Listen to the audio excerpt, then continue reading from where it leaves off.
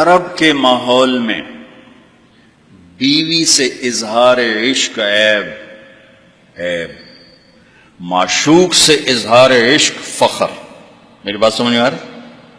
بیوی سے محبت کا اظہار عیب تھا، رن مرید زن مرید، تو ہمارے ہاں بھی ہے. اور معشوق سے عشق یہ ایک فخر کی بات تھی. یہ چند شعر سناتا ہوں. هل تبکین لیلا اذا مت قبلها وقام على قبر النساء النوائح. لیلا کے لیے اس کا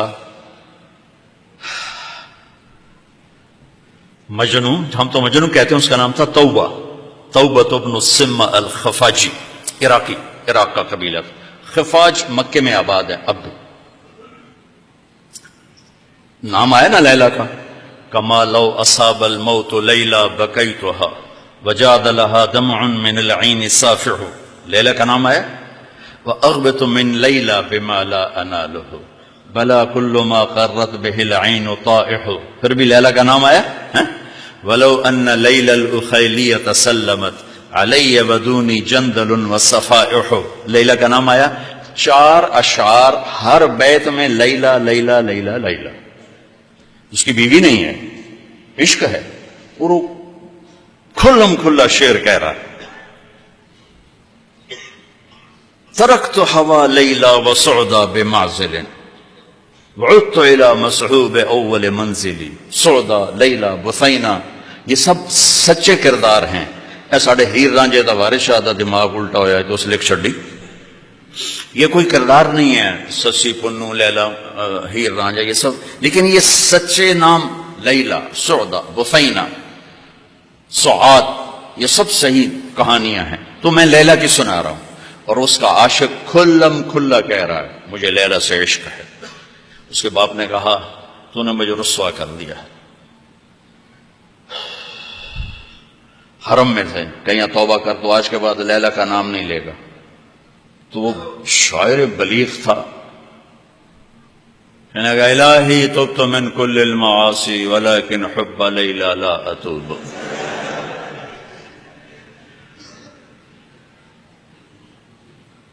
اللہم لا تسلبنی حبها ابدا ویرحم اللہ عبدا قال آمین. یہ 2 شعر پڑھ کے ابے کو سنا دی کہ یا اللہ ہر گناہ سے توبہ، لیلا کی محبت سے نہیں، جو میری دعا پہ آمین کہے اس کا بھی بھلا کر دے.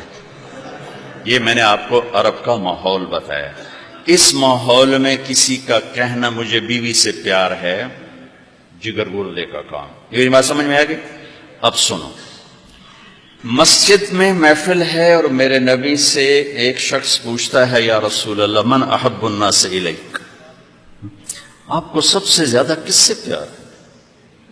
اور یہ کان میں نہیں ہو رہی بات، کھلا سوال ہے، کھلی مجلس ہے، اور آپ کھل کے فرماتے ہیں عائشہ سے.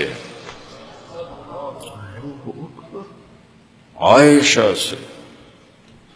وہ سائل بھی ہل گیا، سننے والے بھی ہل گئے، بھئی ایک ہی بڑی.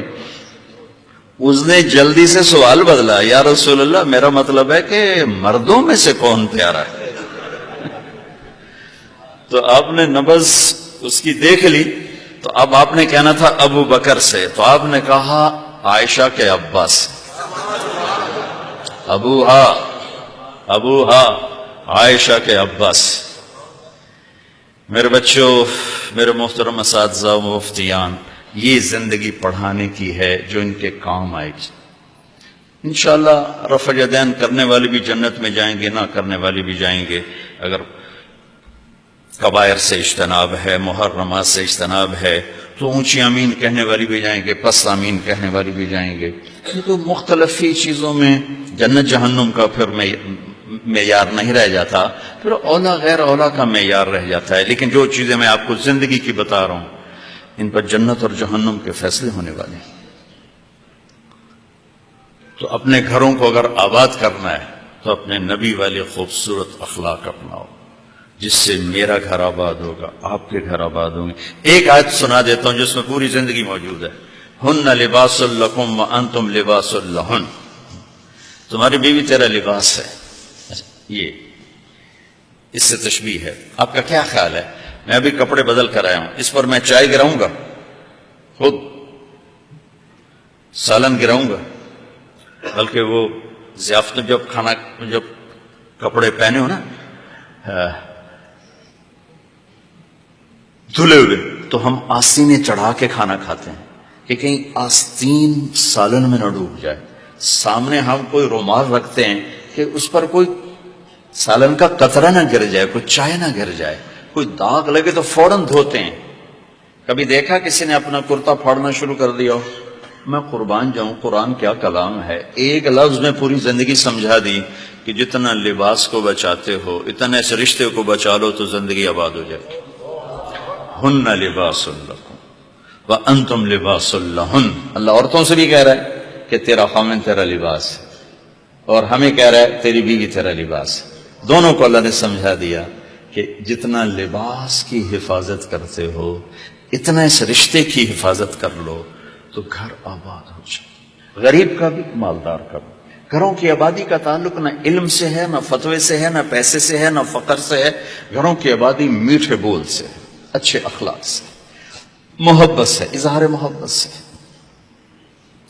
ڈاکٹر عبدالحی رحمت اللہ علیہ کی پڑھ رہا تھا میں واقعات، تو اس میں انہوں نے خود ہی اپنا ایک واقعہ ارشاد فرمایا کہ میں اپنے ایک مرید کے گھر گیا کھانا کھانے، تو کھانا بہت بڑھیا تھا. تو فرمایا کہ کس نے کھانا بنایا؟ کہا جی بیگم نے. کہا بلاؤ. بلا کر کہا بیٹی آپ نے کھانا بہت اچھا بنایا تھا، آپ کا شکر گزار ہوں. تو اس نے رونا شروع کر دی. تو ڈاکٹر صاحب رحمت اللہ علیہ فرمانے لگے بیٹی رونے کی کیا بات ہے؟ کہ حضرت آپ کے مرید کے پاس 30 سال ہو گئے، ایک دفعہ کبھی اس نے نہیں کہا تو نے کھانا اچھا بنا. بھائی حوصلہ افزائی کرو، تعریف کرو. دیکھو خوشامد حرام ہے، تعریف تو حق ہے. وہ جو آتا نا اس کے منہ میں مٹی ڈالو، اس سے مراد تعریف نہیں خوشامد. میں بڑے اشکال میں رہتا تھا کہ حوصلہ افزائی تو حق ہے، اور یہ آ رہا ہے کہ جو تعریف کرو اس کو منہ میں مٹی ڈالو. تعریف تو حوصلہ افزائی ہوتی ہے. پھر ابن ماجہ پڑھاتے ہوئے میرے سارے سوال حل ہو گئے. یا معاذ ایاک والتمادع فانہ الذبح. معاذ خوشامد سے بچنا، یہ ذبح کر دینا ہے. یہ جہاں جہاں یہ لفظ آتا ہے تعریف کرے منہ میں مٹی ڈالو، خوشامد خوشامد خوشامد. تعریف میرے نبی تعریف کر رہے، اپنے صحابہ کی کتنی تعریف فرما رہے، موقع موقع پر ان کی تعریف فرما رہے ہیں. تو اپنے رشتوں میں اپنے رشتوں کو پانی لگاؤ، میٹھے بول کے ساتھ تعریف کرو. کھانا بنا دو، کیا اچھا بنایا ہے. لباس پہنا، کیا خوبصورت لگ رہا ہے. ماں کی تعریف کرو، باپ کی تعریف کرو، استاد کی کرو، استاد شاگرد کی کرے. اس سے حوصلہ بڑھتا ہے. خوشامد حرام ہے، تعریف میرا حق ہے، آپ کا حق ہے. میں آپ کی کوئی تحریر دیکھوں، آپ کا کوئی تقریر دیکھوں، آپ کی کوئی چیز دیکھوں تو میرے ذمہ ہے کہ میں آپ کی حوصلہ افزائی کروں. تو رشتوں کو پانی پلانے کے لیے حوصلہ افزائی، تعریف، کمیوں سے درگزر، اس سے میرے عزیزوں گھر آباد ہوتے ہیں. وہ عالم کا گھر ہو، مفتی کا گھر ہو، یا کسی ان پڑھ کا گھر ہو. گھروں کی یہ شکل و صورت 4 دن کا کھیل ہوتا ہے، پھر کشش ختم ہو جاتی ہے.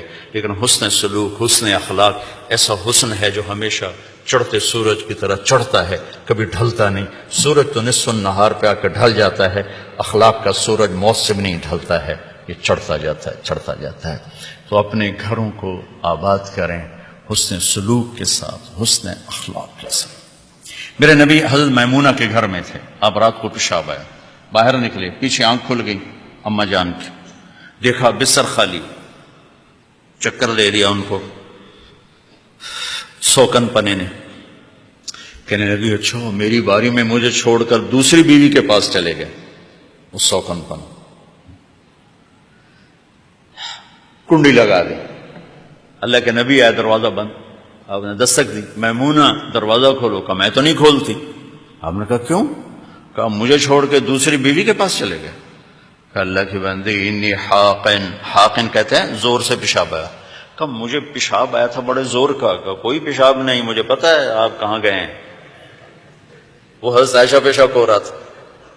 تو آپ نے کہا اب میمونہ انا رسول اللہ، میں اللہ کا رسول ہوں، صرف تیرا خاوند نہیں ہوں، میں کیسے خیانت کر سکتا ہوں؟ پھر ان کو کرنٹ لگا، ہوئی پہلے وہ سوکن پن آئے گا تھا، سوکن، کن کسے کہتے ہیں؟ لوہے کو تیز کرتے ہوئے، دھار بناتے ہوئے جو چھوٹے چھوٹے ذرات اڑتے ہیں، ذرات، اس کو کن کہتے ہیں۔ آنکھ میں پڑ جائے نا تو آنکھ آدمی تڑپ جاتا ہے، تو جس کی آنکھ میں 100 ذرے پڑ جائیں اس کا کیا حال ہوگا؟ یہ ہے 100 کن، 100 کن، اس سے ہے کہ آنکھوں میں 100 ذرے پڑ گئے، بشر ہے۔ تو انہوں نے کہا، آپ نے کہا میں اللہ کا رسول ہوں، میں خیانت کر سکتا ہوں؟ پھر تو جا کے نا دروازہ کھولا، ڈرتے ڈرتے، تو اللہ کے نبی مسکراتے ہوئے آئے اور آ کر اپنے چارپائی پہ بیٹھے، ایک لفظ، ایک لفظ۔ میرا عزیزو، یہ میرے نبی کی خوبصورت زندگی ہے جس میں یہ سارے دروس موجود ہیں۔ زندگی کو حسین بنانے کے لیے پیسہ نہیں چاہیے، اخلاق چاہیے، شکل صورت بھی نہیں چاہیے، اخلاق چاہیے، اچھے اخلاق، میٹھا بول،